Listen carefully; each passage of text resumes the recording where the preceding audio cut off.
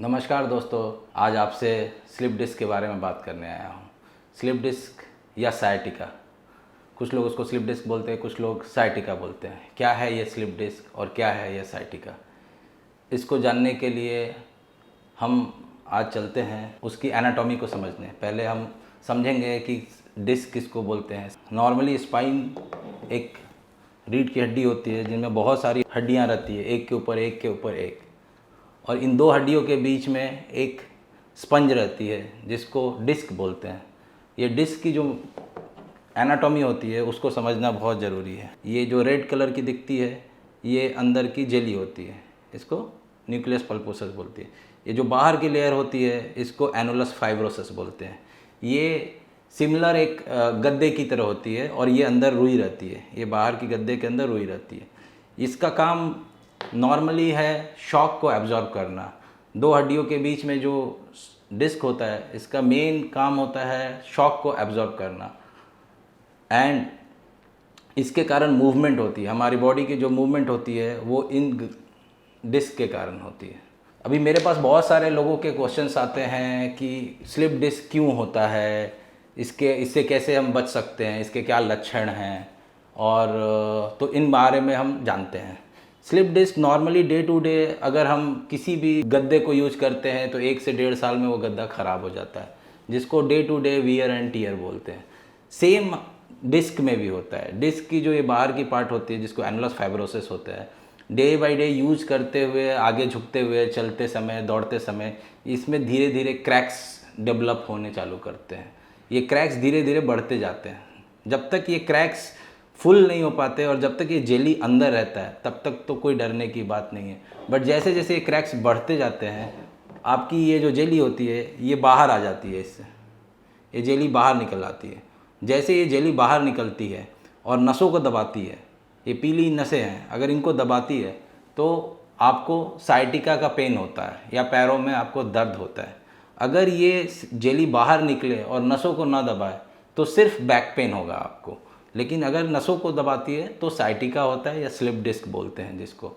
अभी कुछ लोगों के सवाल आता है कि मेरी उम्र 14 या 15 साल है, मुझे क्यों स्लिप डिस्क हुआ है। नॉर्मली ये देखा जाता है कि जो वियर एंड टियर होता है जिसके कारण स्लिप डिस्क होता है ये ओल्ड एज में होता है, 40s to 50s में।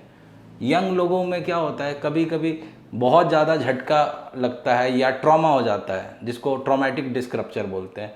बहुत ज़्यादा प्रेशर आ जाता है या जिम में बहुत हेवी वेट लिफ्ट करते हैं जिसके कारण डिस्क पे बहुत सारा प्रेशर आता है। आपका जो न्यूक्लियस पल्पोसस है वही सारा प्रेशर हैंडल करता है।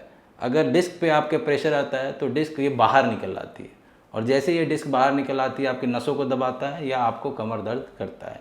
तो यंग लोगों में भी स्लिप डिस्क होना वाजिब है। कुछ लोगों में ये है कि हमने कुछ हेवी एक्सरसाइज नहीं किया या हेवी वेट नहीं उठाया एंड सिर्फ छींकने के कारण ही हमें दर्द चालू हो गया पैरों में।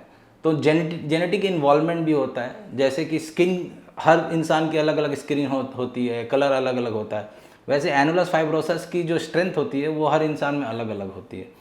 तो अगर एनुलस फाइब्रोसिस की आपकी स्ट्रेंथ स्ट्रांग नहीं है तो आपको सिर्फ सिंपल छींकने से या सिंपल बेंड होने से भी स्लिप डिस्क होने की खतरे हैं।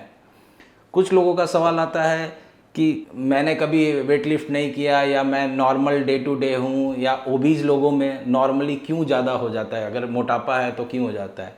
बिकॉज क्या होता है कि अगर आप एक्सरसाइज नहीं करते तो आपके मसल्स, जो मांसपेशियाँ होती है वो बिल्टअप नहीं होती है। जब मांसपेशियाँ आपकी बिल्टअप नहीं होती है तो डिस्क जो प्रेशर, जो मांसपेशियाँ आपकी जो प्रेशर लेते हैं वो प्रेशर ले नहीं पाते हैं मसल, तो सारा बॉडी का प्रेशर आपके डिस्क पे आता है और इसके लिए डिस्क रप्चर हो जाती है और डिस्क बाहर आ जाती है।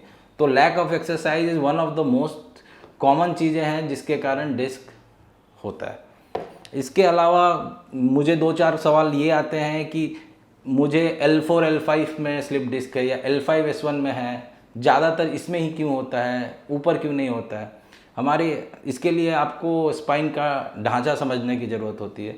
जो नीचे की बॉडी होती है L4 L5 के नीचे वो पूरी फिक्स रहती है, इसको सैक्रम बोलते हैं, वो पूरी फिक्स रहती है।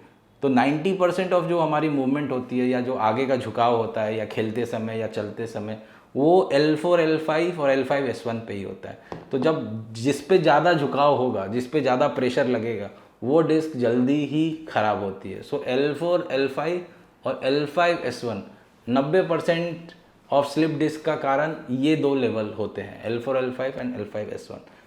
इसके आगे के बारे में हम बात करेंगे कि स्लिप डिस्क के क्या लक्षण होते हैं, क्या कॉज होते हैं, इससे कैसे बचा जा सकता है, कौन कौन से कसरत कर सकते हैं, सर्जरी कब लगती है या दवाइयों से ठीक हो सकता है। तो इसके लिए आप बने रहे हमारे अगले वीडियो पे।